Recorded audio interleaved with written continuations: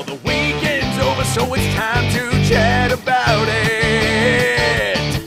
Got a midget and a Jew, so why don't you sit down and listen to our dope podcast during lunch, dinner, or breakfast. Brad Williams and Adam Ray are here for you any time of the day. So come on and treat yourself right. It's about last night. Ladies and gentlemen, Yeah. this is the About Last Night show. I got fired up listening to Yeah, that's our second show with the new song. Yeah. And I dig it. I dig it too. There you go. Fuck. Thank you for I the wrote love. it. I should dig it. Yeah, thank you for the love that you guys sent us on Twitter about the new song. We were kind of worried that you guys would be like, what's up, Yeah, man? can you imagine? Real Big Fish was my life. Yeah. The first 15 seconds of that song just made my week. I can't go on anymore. I lost my virginity to it. My parents got divorced to it. Cool show today. We're going to start the show with just Adam and me catching up because we haven't been alone in the studio. Adam and I need we just need some alone time together. Yeah, let alone equipment being in the room and Dick being here too. We just haven't been here. Yeah, and then coming in on the second half of the show is going to be former major leaguers, Dimitri Young and Robert Fick, and they got a new podcast on this network called FYI.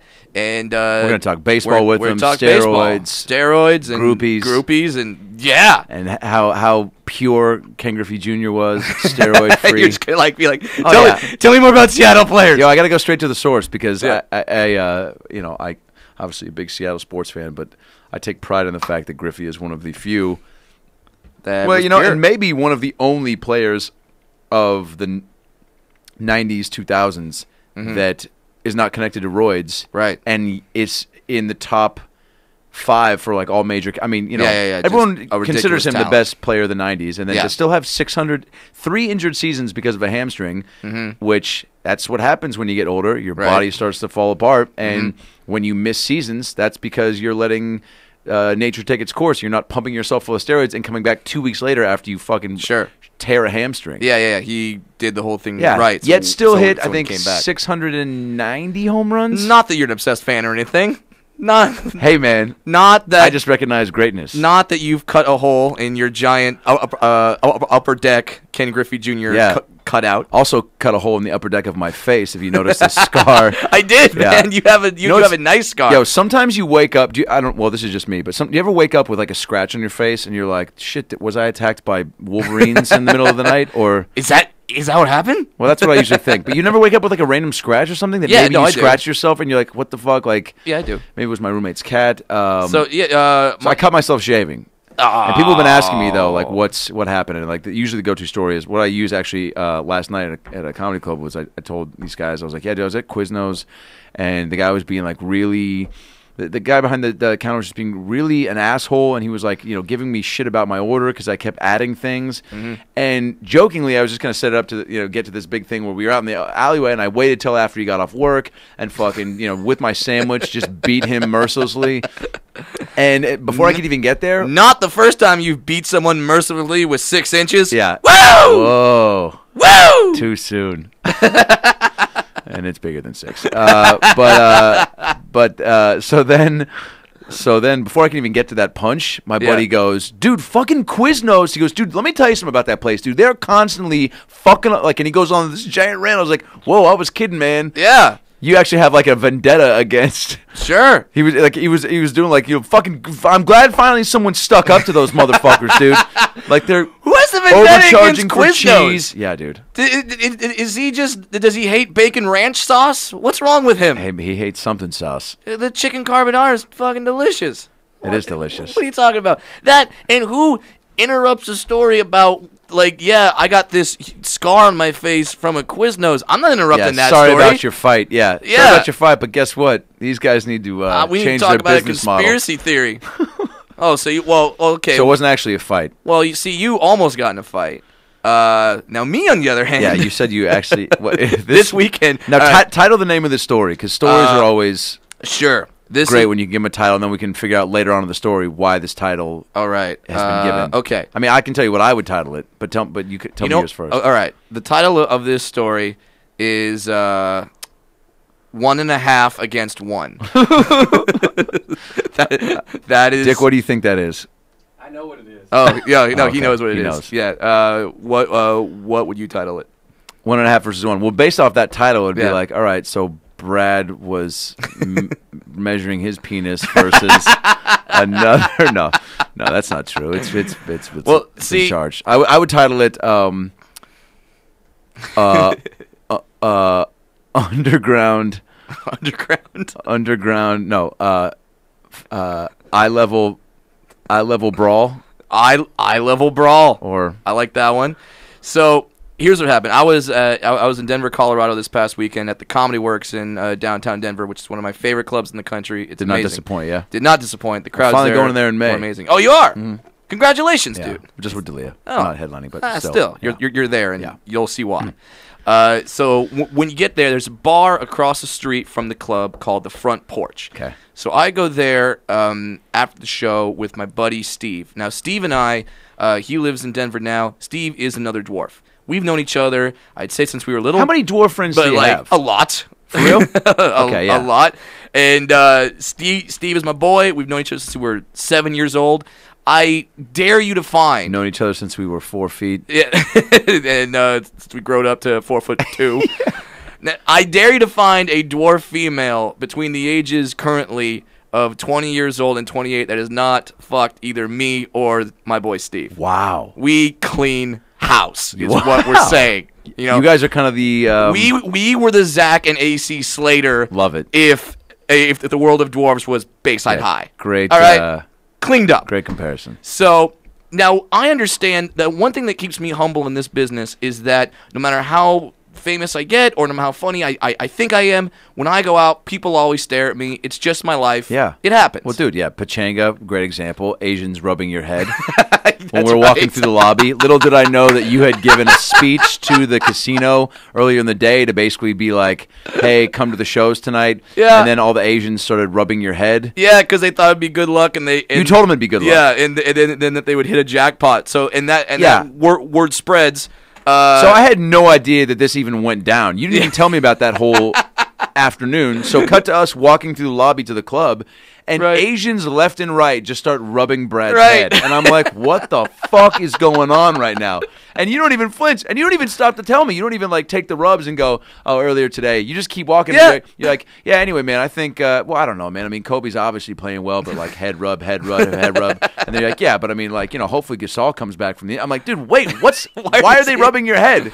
Oh, it's a thing. That's incredible. Good Yeah. luck. And they obviously buy into it because Obviously, because when a dwarf tells you something, also there's not very You- many you Japanese believe it. dwarves, right? So like, not very well. Like it's hard to tell the difference between a Japanese midget and like a regular Japanese I person. think I'm gonna say, yeah. The size is not that different.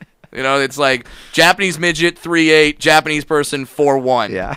They kind of both terrible at karaoke. Ronry. Anyway, I am. Yeah.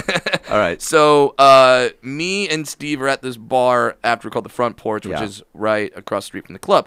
Now this guy comes up to us and wants a picture with both me and my buddy Steve. Now he was not at my show, so he's just coming up wanting a picture because he Couple of sees dwarves. two dwarves drinking. Yeah, dude. Now, first of all, let me also say that Denver has a higher altitude, mile high city. Mile high city for So a two reason. beer Brad becomes 2 beer Brad comes 0.5 beer Brad. Wow. So I'm shit faced already. Jesus. And this off of absolutely off, nothing. off That's of breathing. incredible. Off of breathing. Off of breathing. I'm shit faced. Yeah, you hear about beer and you're just like, oh, dude, I gotta go home. That Coors commercial fucked yeah, me that up. Coors commercial got me drunk. So this guy just wants a picture, and we're like, hey, no, we're here to hang out. We're not here to do a picture, just so you can go home and jerk off to it later. Wow. Or post it on He Facebook. had that kind of vibe, huh? Yeah, it was just a really weird vibe, and he's My just, YouPorn password ran out. I need a couple of dwarves in Denver to fill the void, if you know what I'm saying. yeah, and so the guy's just like, no, man, I love when someone insults you and then responds with, "It's cool." Like, no, you still insulted me. Yeah. Like, and that doesn't make it better. Like, I'm not gonna take the picture with you. It's cool. Okay, now I'll take the picture with you. No. And he's like, it's cool, man. No, we're just gonna get a picture. I don't want a fucking picture. And we start arguing back and forth. Now, I'm a little more passive because I'm a comedian and a public persona, and I don't want shit to get out. Steve don't give a shit. Yeah. He's just like, you know what? Fuck you. Back off. I'm here with my boy. Whoa. And if you want to see a picture of me and Steve, follow me on Twitter at FunnyBrad. I post a picture because we both pretty much look exactly alike. Do you really? Yeah, we do. So you're like the Danny DeVito and Arnold Schwarzenegger of dwarves. Exactly. Perfect. Asshole. So that's a great compliment. That's a great movie. Yeah, they were a great duo. Yeah, I'm Arnold. Anyway. And I'm Danny. Danny DeVito kind of sounds like Tony Danza. So Danny DeVito Danza. So the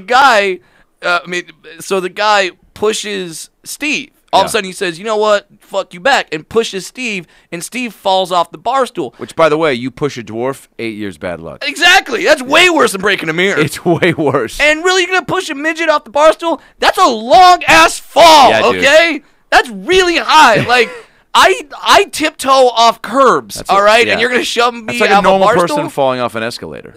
Yeah. Like, the whole thing, from the top, not... Wow, dude. Yeah. Wow. So off the bar stool? What a fucking asshole. Yeah. So Steve falls down, and when he hits the ground, despite popular belief, we don't burst into gold coins. That might be the best stereotype I've ever heard. A dwarf falls off a stool. Well, dude. Well, now you see why he did it. Maybe the guy was really like hurting for cash. He couldn't pay his bar tab. So he shoves Steve off. Now he's in the middle of us trying to take this picture. So when he shoves Steve off, his back is turned to me. Fight or flight kicks in. Yeah. And I fight because obviously I'm a threatening individual at 4'4". Yeah. What's up? Don't push a dwarf off a bar stool, cause we'll fuck you up. I'm going back to the gym, do a montage. Dwarf. Starts giving rope with a shoelace, motherfucker. That's what I do. Woo! What's your buddy's name again? Steve Wild. Steve and Brad. Yeah. We'll fuck you up. Woo! Don't fuck with them. And new tag team champions of the world. In this corner, Steve Wild and Brad Williams. In this corner, drunk guy who needed to pay his bar tab and was hoping by pushing a dwarf off a stool he would turn into gold coins. Darn right. So I just jump on this guy's back and put him in a chokehold. So I'm choking him from behind. Oh, shit. And, like, I'm piggyback riding him. And he's, like, flailing around. Like, this was a fight, not a gay porn. I'm choking him out back. He's got me out front. Steve's got his mouth open. Yeah. Hey, shit happens. Keep going. So then I'm choking him. He's flailing around like it's Yoda on Luke Skywalker's back and like, wow. Empire Strikes Back. Wow. And then as I'm choking him, Steve gets up and just starts, all right, now you got to understand something. When dwarfs fight, like you love this sentence. You tall guys, when you fight, you can kind of, all right, I'm just going to hit him, maybe mess him up a little bit. Like, you can easy fight. Back off, get your bearings. Right. When dwarves fight, we know that we'll eventually lose. So we have to end this fight as fast as fucking possible. So you're just trying to get in a couple jabs and get the fuck out. We fight dirty. That's all I'm saying. Wow. We don't go for, ankle like... biting? Oh, so Steve just runs up and he goes, like, Oscar De La Hoya speed bag on this dude's nuts. What? Just like... Like Jim Carrey, Dumb and Dumber? Like... Yeah! He's busting it out, and he's just going, and I'm choking him. So the guy's like, the guy starts like going down lower because I'm choking him. He's getting punched in the balls hard, and like when we punch balls, you guys have to go in an angle, like you're going down. No, you're right. We're just there. Straight shot, straight jab, baby. You're going down. Yeah, balls. Mike Tyson down. punch out style. Lil Mac. Woo! So then, wait. So I'm choking him. Steve's doing that. The bar is stopping like there's an episode of Punk'd going on. Like, they don't believe this shit is happening. And you know, everyone's watching at this point. Oh, absolutely. Obviously. Like, that... People were watching when you guys walked in. Right. Now we're fighting. That beats the two drunk whores making out on the side. Like, why is no one looking at us? We never do this before. Can you imagine? This was the first night they decided to les out, and fucking what are the odds two dwarves come in and upstage them with a brawl? Yeah, bitch. They're Dwarves, so pissed. Greater than lesbians. And they're trying to tell everybody, and they're like, we got pictures of it. They're like, dude, fucking... The one phone that was taping them les out got interrupted because the guy grabbed the phone and immediately started taping you guys. All right. So, and then, like, this happens in about, I'd say, like, 10 seconds, and then other people jump in. But here's the best part. Even if two dwarves are winning a fight, no one fights the dwarves. These other guys ran in and started beating the fuck out of the other guy, too. What? So I'm choking him. Steve's ball punching him. Now guys are putting boots to him. Because, no one looks at a guy fighting 2 midgets and goes, oh, the midgets were in the wrong. Yeah, dude. You know what I mean? It's like... They've always got your back. Yeah, so a couple guys get some shots in. The guy gets kicked out. And then everybody cheers. And you guys, they pick you guys up, right? Please tell me the story finishes with you guys on the shoulders. Hoisted out. Yo, Adrian, I did it. Can you play that song? What was that? What's this? You were loving the Rocky. No, I don't care. I like Rocky. Chariots of Fire. Stick with Rocky. I like that. I did it, Adrian. We knocked out a douchebag. Yo, remake. Woo! Little Rocky. Little Rocky.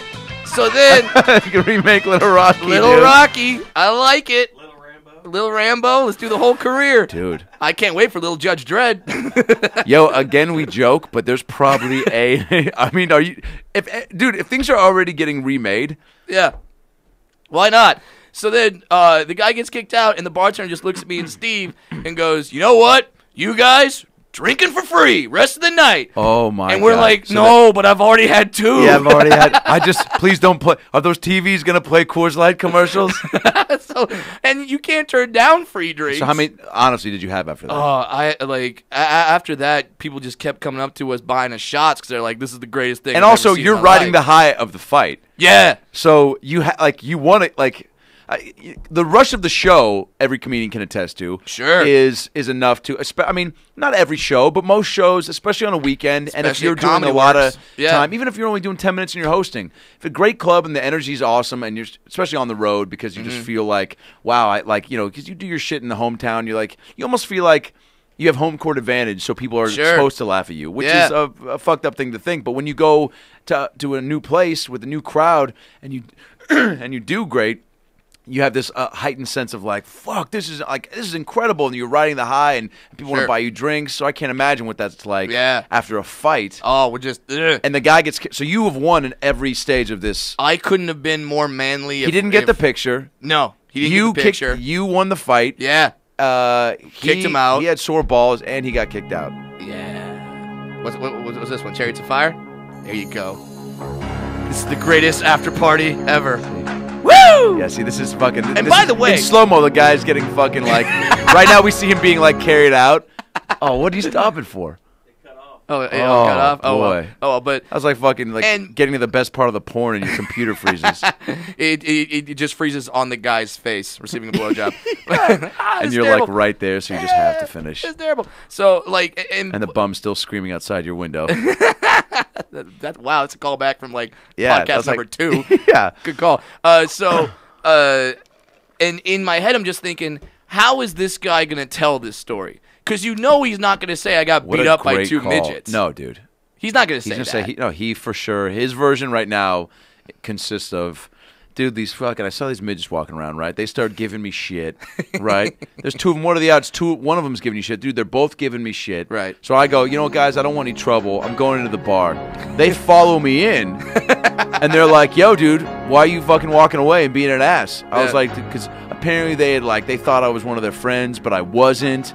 So they kept trying to be like, dude, why'd you have to be an ass? You could, like, that's our friend we thought you were. You're, like, being an ass about it. I was like, dude, what? What are you even talking about? I didn't want any part of these guys, but fucking, dwarves, man, they won't let up, right? He'll make up some sort of like, they just keep coming at you, man. Right. Next thing I know, they're punching my balls. Everyone's like, what? Yeah, dude. Well, because when dwarves fight, they don't fight regular. Like, when dwarves fight, they form up like Voltron. Yeah. Like, 9 dwarves came out of the woodwork. Yeah. Like, one's the fist, one's the other fist, and they're all just beating up on me, man. So they're coming at me. I'm trying to just have my own, my drink and my own business. Dude, one of them comes at me. I try to defend myself. I end up giving him a little jab. He falls off the stool. His buddy goes, did he turn into gold coins? No, dude, he didn't. But they kicked me out. Yeah, dude, Yo, this is the fight music. Oh, if anyone has this on YouTube, I saw phones out. I hope it makes it on YouTube. This would be the perfect dwarf fight music. Brad, I think that might be the next video. The next Gangnam Style dance video. Oh, yeah. you and Steve drunk, just fucking fighting and wrestling, and that music in the background. That are like the Benny Hill theme. Yeah. Oh yeah, that'd be great. That's a great story. So that was that, and that was the dwarf fight. That was the dwarf fight of 2013. 1 versus 1.5. One and a half, my friend. Yeah, that's actually a great name for it. Yeah. 1 versus 1.5. Like it's kind of the opposite of 300. Yeah. it said 300. See, it's like another great remake though. Yeah, 300 with midgets called 150. Woo! I'm on fire today. Dude, there's so many. But yeah, so that happened at the Front Porch Bar, which is across the street from the Comedy Works. Are they a sponsor? You gave them some serious plugs there. They should. That fight, because not only just the mentions on the podcast here, but right. To have a dwarf fight in your bar, talk about free promotion. Right. Talk about advertising for a good time, dude. You think? Yeah. You're gonna be getting hit up by fucking Burger Kings and Del Absolutely. Tacos left and right. We need dwarf fights happening in our establishments. Think about how much better those Olive Garden commercials would be if people were sitting there like, when I first found out Dad was taking me to the Olive Garden for my college graduation, I was like, you got to be fucking kidding me. But then they brought out never-ending pasta for $8, and I was like, no way, pasta forever for $8? And then you just like, the camera just pans over and you see two dwarves fighting in the background, and then it just cuts away and goes, the Olive Garden. You're like, whoa, wait, whoa, what's happening?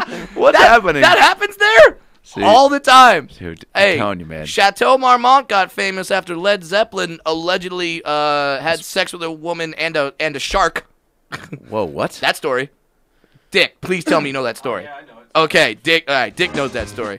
There's a story about Led Zeppelin being in the Chateau Marmont. Yeah. And they had groupies back there, and they're like, "We'll do anything." And Led Zeppelin used a dead shark and used it kind of as a dildo on a woman. He's Wow. almost right. I'm almost right. Almost right. It How was in big your dick? Seattle at the Edgewater Grill. Oh, At the Edgewater Inn, Yeah, which it's is a great place. right up against Right on the water, and you yeah, can dude. fish out of your window. So he fished with a and dildo? and they caught a mud shark. I missed the first and part they of the tied story. a groupie to the bed and shoved it up her twiz. Twiz! Dick, Depressing Dick you're strikes again. You're so polite. Yo, will you turn me up just a little bit more? Yo, did you watch the All-Star game this weekend? Black Super Bowl? No. The NBA, yeah, dude, so boring, man. First of all, I've about had it with Magic Johnson, and here's what I'll just say. Yo, one of my favorite players of all time. Sure. One of the most successful businessmen. Sure. In the history of Philanthropist, sports dude, owner, all restaurants, that movie jazz. theaters, and yeah, it was pretty cool that you beat that whole AIDS thing. Yeah. But that doesn't excuse you from making intelligent analysis in pre and post game. Magic, like you're talking to us like it's just all he does is state the obvious, and then he wraps it together with, well, we're just gonna have to see what happens. It's like, dude, I'm watching you to hear your predictions. Like, right. Dude, it's like he goes, they're like, Magic, what do you think about the Lakers Celtics? And he goes, well, the Lakers got Kobe Bryant, and Kobe Bryant, he's pretty good. He's one of the best 50 players. You heard of him? He's pretty good. But the Celtics, they got a guy by the name of Paul Pierce. He can shoot. He can dribble whenever he wants to. He's wearing shoes all the time. So with those two things involved, we just have to see what happens. We just have to wait and see what happens. Dude, if I went to it's like going to a restaurant and you ask the waiter, hey, man, how's the burger? Well, it's got meat. It's got buns. There's probably some lettuce and tomatoes. Yeah, but how is it? Well, we're just going to have to wait and see what happens. Dude, what are you going to do to my burger? What do you mean we're going to have to wait and see? Let's play a quick improv game of Magic Johnson is the doctor, and so you're Magic. Sure. I'm the patient, and you're gonna tell me that I've got some terrible disease and what road lies ahead. Right, okay. All right. All right. Hey, Doc.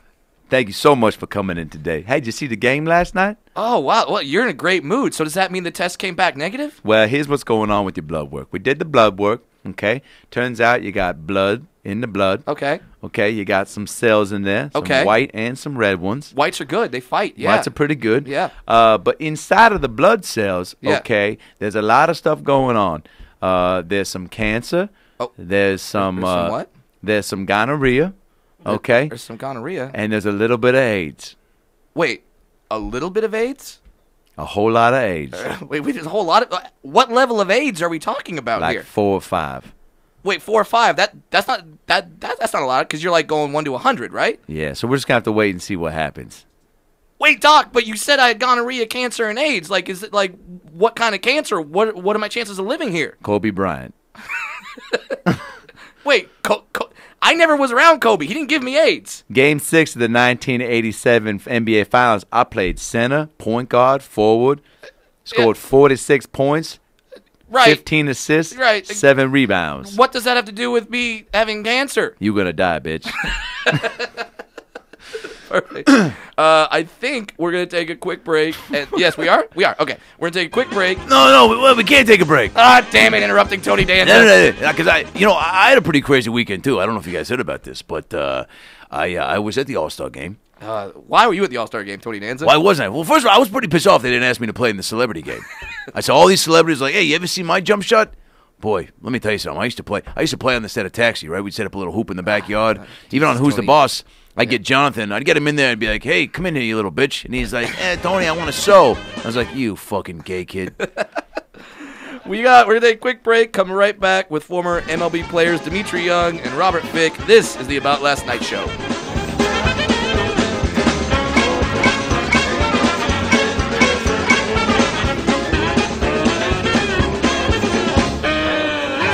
You're listening to the GoCast Network. Buckstar here, Greg Sides, whatever my name is, Greg Buckstar Sides, CEO of GoCast Network. And I'm Gary Garver, formerly of, I don't even want to mention that asshole's name, from the GoCast Network, program director of the GoCast Network. Weren't you on Journey?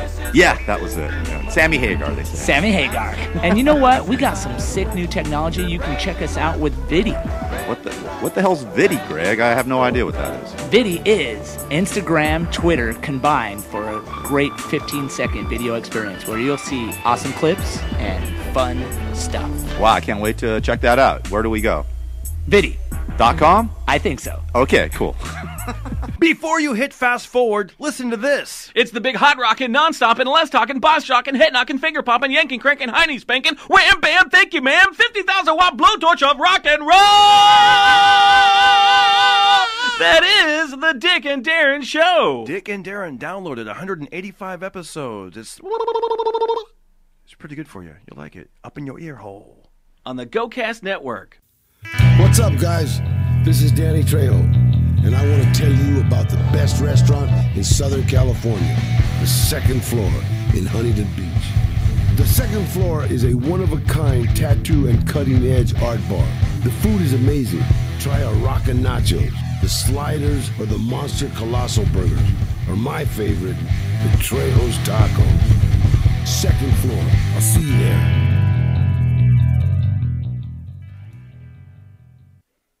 Have you ever made a purchase, bought something, gone into a store, picked up an item, and thought to yourself, I sure wish I could pay GoCast Network? Well, great, because now's your chance. Brothers and sisters, put your hands together for this great opportunity. Go to GoCastNetwork.com and click on the Amazon link. Buy your stuff from us at the GoCast Network Amazon link. Click it on. Yes, that's what I'm saying. Click on the Amazon link. Click on the Amazon link. Click on the Amazon link and support the GoCast Network. That's all I got to say. Buy your stuff from us. Thank you. We're back on the GoCast Network.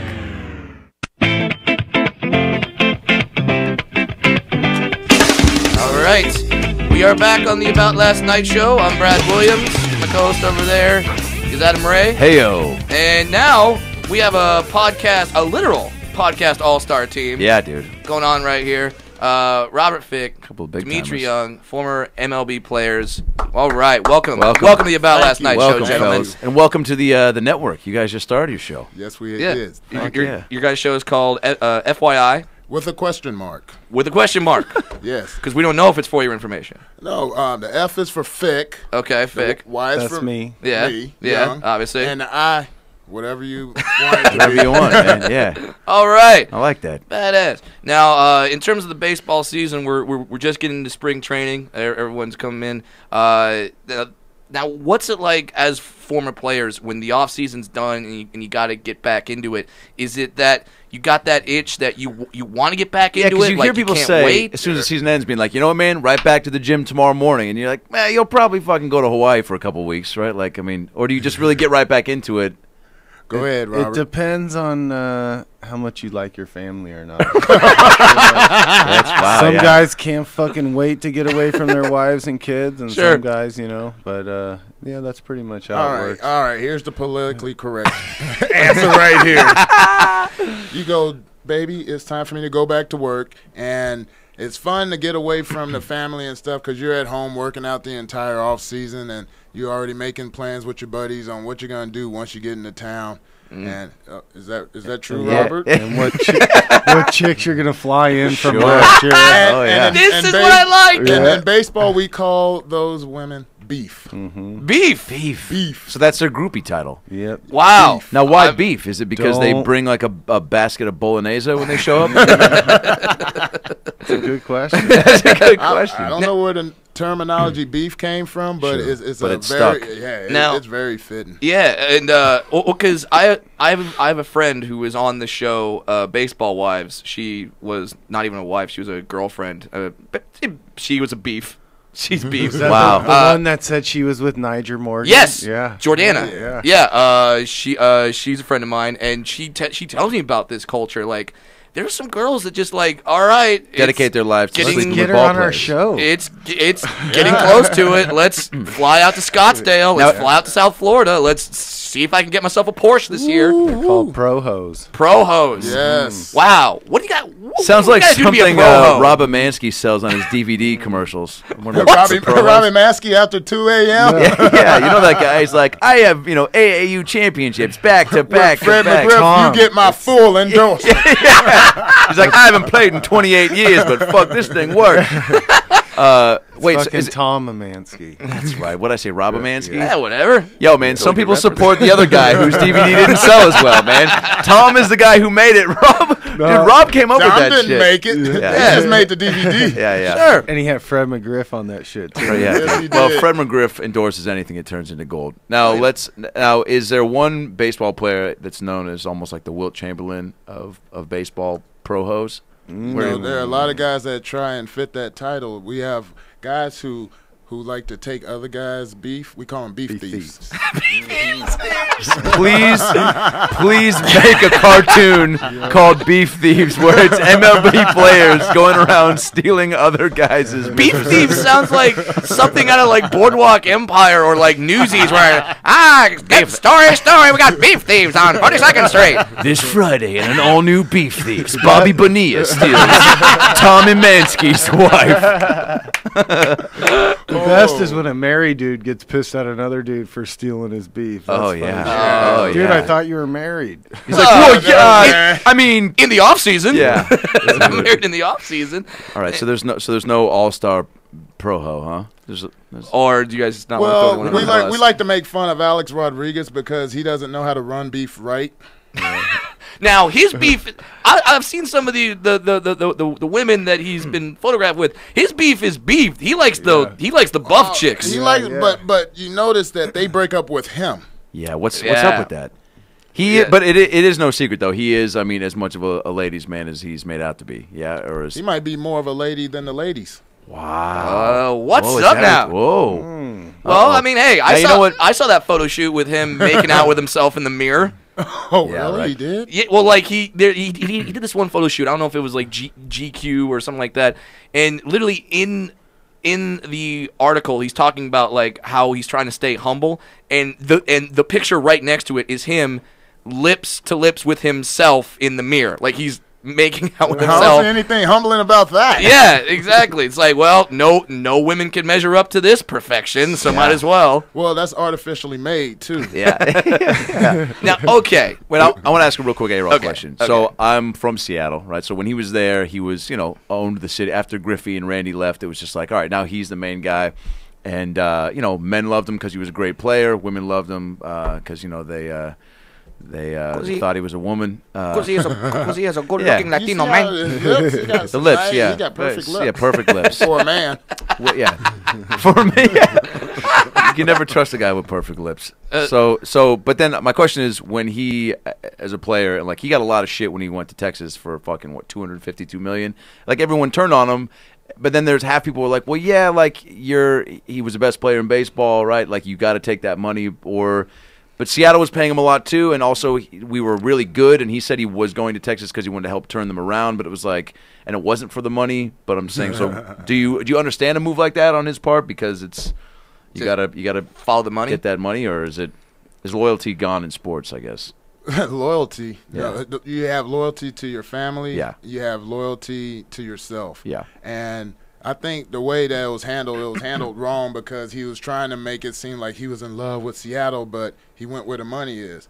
A lot of people go where the money is, but he tried to make it a point that I love Seattle, and he had people believing that. Yeah. And then the next thing you know, $252 million with Tom Hicks and the Texas Rangers. Yeah. You know. Yeah. Now, if he would have said that, you know, I'm gonna test the free agent market out and let me see what's out there. Yeah, because he didn't do that. It was just kind of out of nowhere. It was just like all of a sudden, like boom, I'm gone. And even today, there was an article about Josh Hamilton. When they said, "Why'd you leave Texas?" He said, "Well, it's not a baseball town." And I'm like, you're coming to Anaheim. I'm not. I mean, I'm a huge Angels fan, but not exactly baseball mecca. You know what I mean? Like they're getting there. They're getting there. No, I mean, don't get me wrong. They're spending. I feel you though. Ridiculous amounts of money, but it's not Fenway Park where guys know the names of the other players' children and they're like chanting them to try to mock. I mean, Anaheim's kind of like, oh, we're gonna sit back. We got the nice weather. Oh, look, there's a baseball game. Oh, this is wonderful. But just say you're following the money. No one's gonna get mad at you because it's money. Everyone likes it. So go, like you say, be for yourself, feed your family, shoot yourself up full of roids, and hit a dinger. You know what I mean? Why not? And watch the dick shrink. Not you, Dick. not you, depressing Dick. You guys both played for what, 2 teams together at the same time, or yes. Yeah. Mm-hmm. How many teams collectively with you? Like 4 or 5, right? I played on 4 teams. Robert played on 29. Yeah. Cardinals, Nationals, Padres. No Padres. Okay. The Cardinals, Reds, Tigers, Nationals. Right. All right. And then Tigers, Braves, Devil Rays, Nationals, and Padres. Yeah, what's that like getting traded? Well, the first time it must be more shocking than the third time, yeah? Or is it? Well, the first time I was traded for Jeff Brantley from St. Louis to Cincinnati, and I felt that I was getting an opportunity to reinvent myself because I was with the Cardinals from the draft up to the big leagues, and they changed ownership, and that's when Tony La Russa came in, and Tony La Russa is not real keen on rookies. Really? But Jim Bowden is keen on people getting a second chance. So he traded for me in Cincinnati, and I spent 4 years there hitting 300, and then he traded me off to Detroit where guys met. Well, we didn't. We met long before, but this was the first time that we got to play together. And that's awesome, right? If you know each other before, and then you get to meet up with your buddy and fucking... Boy, it's gonna be awesome. That was some good time. A lot of beef thieves. Huh? A lot of beef thieves. Yeah, there was a couple on that team. Well, I mean, and especially in a sport like baseball, where you're on the road as much as you are, where the season's as long as it is, you have to like your teammates, right? Or you don't have to, but it always makes it better. It helps. Now is team chemistry something that can really enhance like how good a team performs? Totally, right? Just everybody's getting along on and off the field. Definitely, but that's called wins. When you win makes chemistry. Everything. Okay. It does. But in spring training, is that where people are trying to instill the chemistry and get it, like make sure everybody's on the same page? And then if you don't start winning, then it either happens or it doesn't happen. You either scout the right dudes. I mean, all these teams have scouts, and you got to do your homework who you're bringing in, and nothing against the Dodgers. The Dodgers have brought in a lot of egos onto their team. Yeah. Hopefully, they'll check their egos at the door, these guys, because they're Hanley Ramirez, Adrian Gonzalez, Carl Crawford, Josh Beckett. These guys are proven winners, and the Dodgers could be a special team, but they'll have to, everybody, I guess, will try to be like Oakland was last year, low payroll, bunch of nobodies, and sabermetrics, like we're talking Billy Bean about. again. Yeah, I'm hoping the Mariners do that. My Mariners become an A's type team, or otherwise we're going to bring back Edgar and Buhner and the entire 1995 team. The Mariners they're all right. They made a few couple moves Kendry there. Morales, Michael Morris. Did we sign Jason Bay? Yeah, he's over there too. He needs right. to be healthy. I know, dude. Jeez. Justin Ackley still. Morales, watch out for Morales. You think? Oh yeah. Watch out for Morse. Don't get his hopes up. Yeah. Don't get his hopes up. That was my boy from Florida. When I lived in Fort Lauderdale, we worked out together when he was with the White Sox organization. Yes, he is. Yeah, dude. This might be his I year. watched this guy grow up. And who are you talking about? Michael Morse. Oh yeah. All right. And we got Felix spearheading the rotation, right? I mean, $175 million. It's worth it. You got to lock him down. You know what? You know why? Because Awesome. too many times have we just grown some guy like that, let him become one of the tops in the game, and then go. And it's like who? Randy Johnson. There's a couple of guys in there that Griffey Jr. Dude. I mean, shit. But it's like what happened with Pineda when we traded him to the Yankees. But obviously we got some stuff back. But everyone knew that it was like, all right, at what point are they going to trade Felix to get some prospects and maybe a decent bat? But it's like you got to have one guy to build around him. He's an ace. He's a true ace. 13-8 won the Cy Young. I mean, that's 13-12. Yeah. Hey, I wanted to tell you, one of my favorite players of all time is Ichiro, dude. Like, fuck yeah, dude. You won't find unbelievable. Yeah, he's stupid. What was that like seeing that? I mean, just watching him live. I mean, you know what? Watching him live, and I've seen him for a lot of years, and you can't play defense against him. You don't know. I played third base. I played in. He'll smack it down the line. I play back. He'll bunt. One of the few guys that was that uncertain with what was going to happen. You were just like, I'll try to be in position, but. And then he'll hit a home run on you, too. Dude, right? Dude, crazy. And his defense and his speed on the bases. Was he well respected across the league? Yeah. You watch. He's going to have a big year this year. He's got that type of personality, and he can handle the big time. These over in New York. Hideki Matsui, Ichiro, man, these guys got nerves of steel. You watch.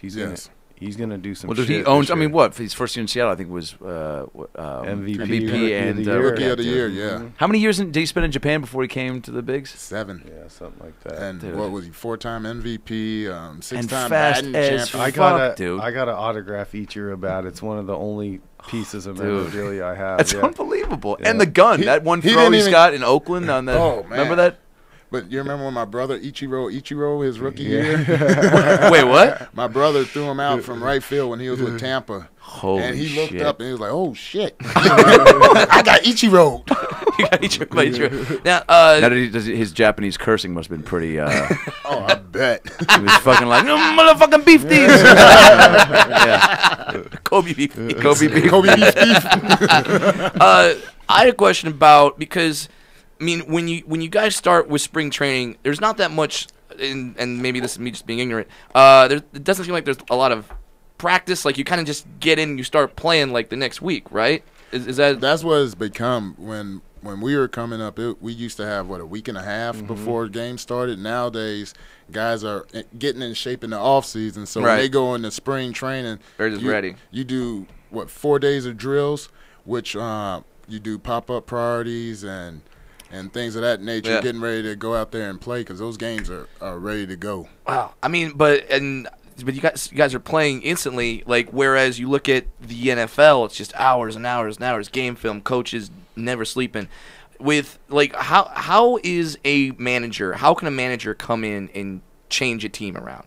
Like, because, I mean, it's pretty much, hey, ball gets hit to shortstop, second baseman's got to cover. Like, this has been baseball with Brad Williams. Because ball gets hit to shortstop, guy I know picks nothing. Up. Yeah, so, that's a good question. Yeah. I mean, so, like, it is. So, how can a manager come in and change the culture of the team? Well, I'll use the guy we had last week was Bob Melvin as an example. Ex-Mariner coach. Yeah, I had him in Detroit. Bob had a knack for making guys feel like they belong, you know. The guys in Oakland last year, a bunch of young guys, not proven in the big leagues, and next thing you know, halfway through the season, these guys, they thought they had a chance. They started believing, and none of them were looking over their shoulders. Right. So a manager can make a difference like that, but like you said, there's only so much he can do when the game's going on. But You know, a guy like Joe Torre, everywhere he goes, he wins. And Yeah.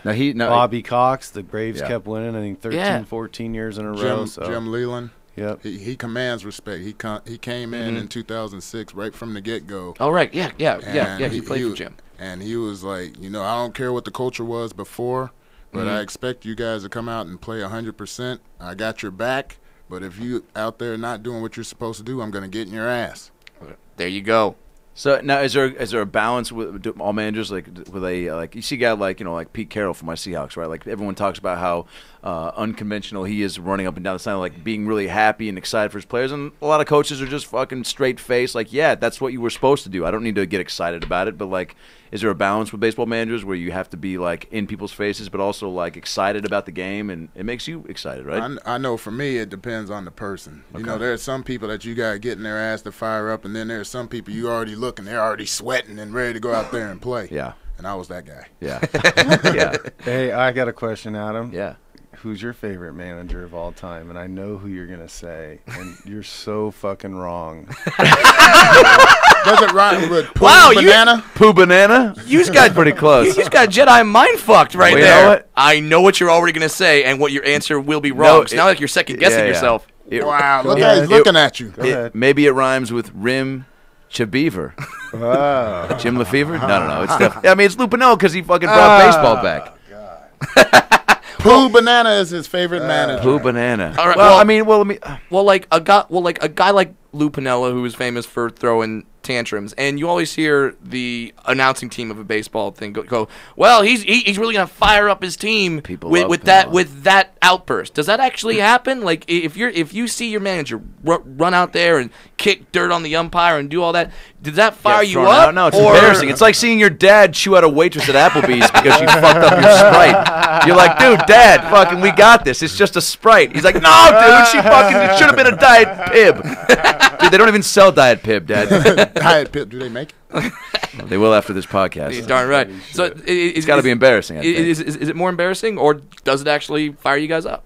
I enjoy it. I mean, you do. I played for Bobby Cox, and he leads the world in ejections. The umpires respect it because you're defending your players. But, you know, talking about a guy like Lou did do shit like that. But why? Yeah, why did you groan?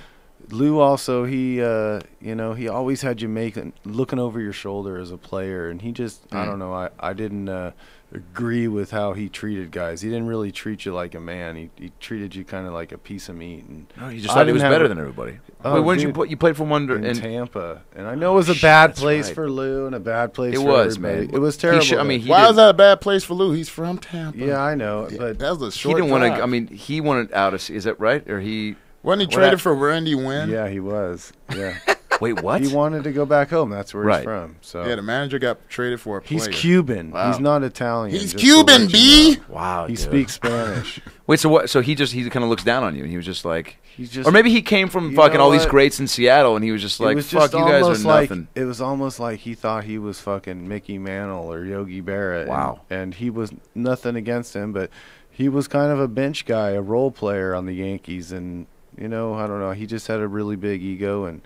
Do you think he helped that? I had a strong personality myself, Yeah. but we're cool now. You know what I mean? For sure. But so you're saying you don't think he was instrumental in that turnaround in Seattle? Do you think he just had great players? He had great players. Yeah, Hall of Fame players. Look at that lineup, Look at dude. that. Fucking Edgar Edgar Tino Buhner Jr., Yes. even Joey Cora, Dude, fucking. that was fucking. I played against them. Well, they went 116 in 2001. Yeah. That was with Mike Cameron on that team. Dude, he was Macklemore. Was on the I team. played with Ken Griffey in Cincinnati for 2 years.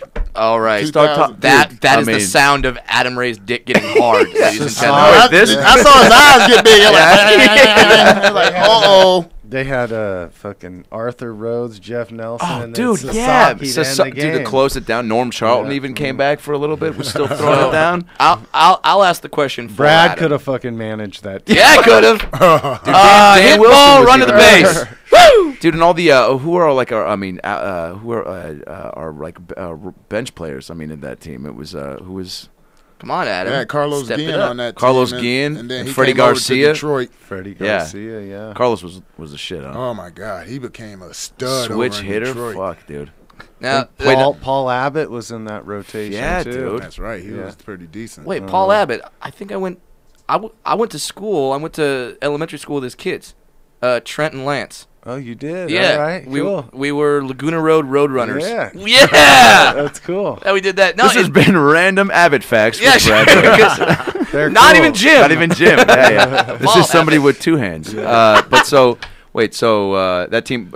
So Hey, you're saying that team was so? we gotta wrap up. So ask your damn Griffey question. Oh yeah, Get it all out. right, yeah, all right. Get it out. All right. Well, you guys will definitely be back. But so, first of all, Griffey, favorite player of all Are you going time. to ask Grew the up. black guy, or are you going to ask me? I'm gonna ask both you guys. I'm just looking in the black guy's direction because I was. Yeah, I played left field because when he's he was scared a of center him. in Cincinnati Dude, for all 2 right, yeah. years. So, well, first of all, dope dude, yeah.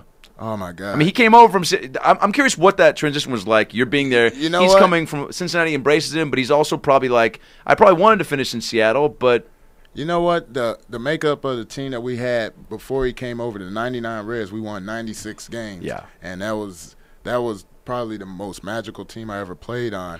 And we pretty much took away our center fielder, Mike Cameron, Yeah. who was instrumental in being that rah-rah leader guy. Oh, As he you was. can tell. Mariner.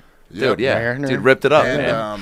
you know, and the next Because thing you filling know, Griffey's shoes in center field in Seattle was not easy, and he kind of did it seamlessly. he did a great Yeah. job. So with Ken over on the team, at first, you know, it was a little riffle because this is the first time I ever played with a real superstar, you know, and after I was traded to Detroit and said my piece, we wound up becoming real close friends. Nice, dude. Was he? He's a kid. Yeah, dude. Right? He just loves fucking he's joking around. He I mean- retired like a true baseball player. He had a little gut, and he was. That's what I was looking gonna. That's, pudgy. that's my He was question. Falling asleep on no the couch. roids, right? He's never No. been linked to it. And here's how you know, right? His body just kind of went through a natural progression of getting older and being injured, and then having to miss almost 3 seasons because he didn't pump himself full of shit to get better quicker, right? I mean, Correct. Isn't, how many home runs did he hit? 6, like Six, a lot. 93. He lives up to your Best all player, your standards. best player you've Adam. ever seen play live, or Yes. no? I mean, Yes. Adam's All gonna around. go home and What do you jerk think? off to No? that statement. Yeah. I don't know about that one. Really? Yeah. That's a tough question. But hey, he's great. I mean, I'm Yeah. not. Ken So, Griffey. well, Bobby Bonilla must have made some big Ken beef Griffey thief moves probably for you. has the sweetest swing ever. Yeah. You know what I mean? His homers are beautiful. Unbelievable. Yeah. There you go. Well, Dimitri Young, Robert Fick, FYI podcast, right here on the GoCast Network. Baseball season's coming up. Yeah, you guys are gonna have to come back in a couple Absolutely. No weeks. doubt. Yeah, dude. We'll Yeah. talk more beef thieves. We'll talk some more baseball. I mean, We get here this early anyways. oh yeah. It's all good, All right, yeah. perfect. Perfect. Well, let's do it. Make sure you listen to their podcast. Adam, plug your stuff. Yeah, at Adam Ray Comedy on Twitter. I will be at the American Comedy Company in San Diego next week with Adam Devine, February 28th through March 2nd. And Good for you. There we go. All right. Follow me on Twitter at FunnyBrad, BradWilliamsComedy.com. Upcoming dates in Virginia Beach, Virginia, Syracuse, New York, and Detroit. This has been for Adam Ray, Robert Fick, Dimitri Young. I'm Brad Williams. This is the About Last Night show. Please try to remember our names in the morning. I